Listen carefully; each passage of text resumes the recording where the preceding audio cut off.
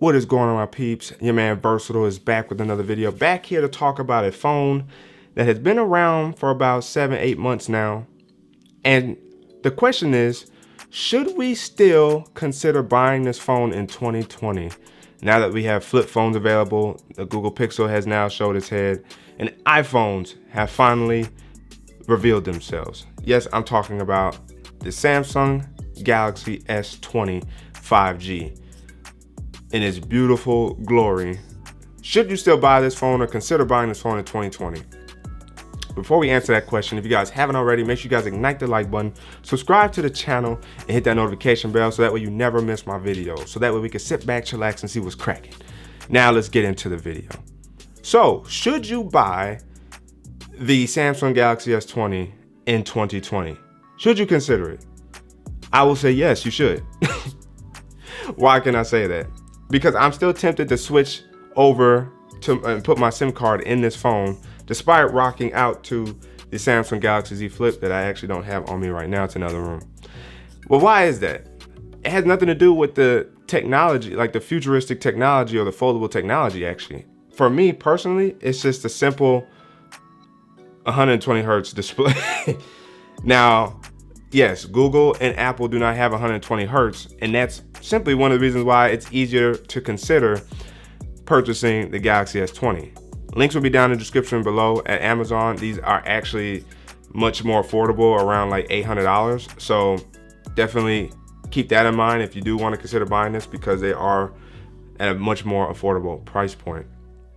120 Hertz, simply put, is a game changer. I know some people try to downplay it. Some people actually noticed it once they actually got their hands on 120 Hertz. But the 60 Hertz is fantabulous. Fantabulous. Look at that. The combination of fantastic and fabulous. Fantabulous. It's great. You don't really notice that it's 60 Hertz because it's so well tuned, and I think that will be the case for the Galaxy Note 20, even though I think for that price point they should have threw more into that phone. But you still notice the difference between 60 Hertz and 120. Is there something attractive about the 120 Hertz? And that's why I easily push and pull between inserting my SIM card from the Z Flip into the Galaxy S20. But not only that, because I've got to see throughout this year, how well has it handled everyday tasks. I was rocking this phone well before I got the Z Flip, and I still liked it. I had no problems with it. The only one problem I really have is this color. I wish it was matted like my Z Flip. But again, I could put a skin on it, or I actually like rocking a case on this phone. For some reason, Spiegel's rugged armor case, or its thin case, its liquid air case, really fits this phone very well. And so this is a very case-friendly phone as well. And I think that's also a good reason why you could consider this phone. But the speakers are fine on this. The body itself has held up, again, in terms of cases. I've only threw one on recently, not while I was using this phone. I used it bare, as I do most of my phones. As you see, my Z Flip bare. This phone is very, very solid, and it packs a powerful punch that I've not seen a hiccup at all. I have not seen a hiccup at all. So software-wise, and in terms of the specs, talking about the A65, processor from Snapdragon, 5G works just fine on here. Looking at 128 gigs of storage on here. Haven't even got close to filling that up, which is a very good sweet spot, I think, for storage anyway, which is why I'm actually glad Apple finally increased at least the 12 Pro's storage to 128 at the base minimum. But for 128 gigabytes on here, I believe it has 6 or 8 gigs of RAM. Again, no hiccups, handles video games with no problems. I can play Marvel's Contest of Champions on here with no problems. I can play Among Us on here with no problems. Pretty fun game. No problems, no issues. Now, because I'm with T-Mobile, the only issue I have, because it's not unlocked, is getting software updates on time. That's the only thing, if you decide to buy from a carrier, is you won't get the software updates on time. Right now, we're almost midway through November, and I still have yet to see the November security patch on here. Now, it is nice to know that Samsung will be updating the phones with One UI 3.0 or One UI 3/Android 11, starting, I believe, at the end of this month in November, if not the beginning of December.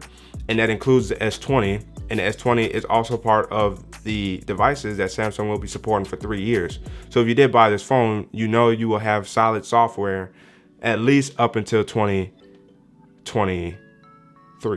So in terms of it having its support from the manufacturer, in terms of handability, this is the 6.2 inch, of course, so it works great to be in the hand. It's perfectly sized. And in terms of just everyday use, you can depend on this phone, and 120 hertz will blow you away. I have turned it off to see what 60 hertz looks like on here, and it looks better after the One UI 2.5 update. But 60 hertz also is fine if that's something that you worry about. But 120 hertz is great on this phone, and it doesn't even hit the battery like that. Just like my Z Flip, I can run both phones all day before putting it on the charger. So in other words, if I had it on the charger before waking up around 10, 11 o'clock, I wouldn't put it back on the charger until 11, 12 o'clock the next night, right? That's dependability, and that's what the S20 provides. And I can certainly say, especially with the price point being more around the $800 price point now, even maybe $900, you know, depending on if a sale is not going on, you're no longer paying $1,000 for this phone, and you're still getting your money's worth with the Samsung Galaxy S20. So yes, you can consider buying this phone. You will enjoy this phone, whether it's the S20, S20 Plus, the S20 Ultra, S20, S20 Plus, in my humble opinion, is a great phone for you to consider still at the end of 2020, and even in the beginning of 2021, if you were not looking to buy Samsung's latest phone, which would be the S21/S30, whatever they decide to name it. But that's it for this video. Let me know down in the comments below if you have used the Samsung Galaxy S device. If you've used the S20, how do you feel about it 7 to 8 months later?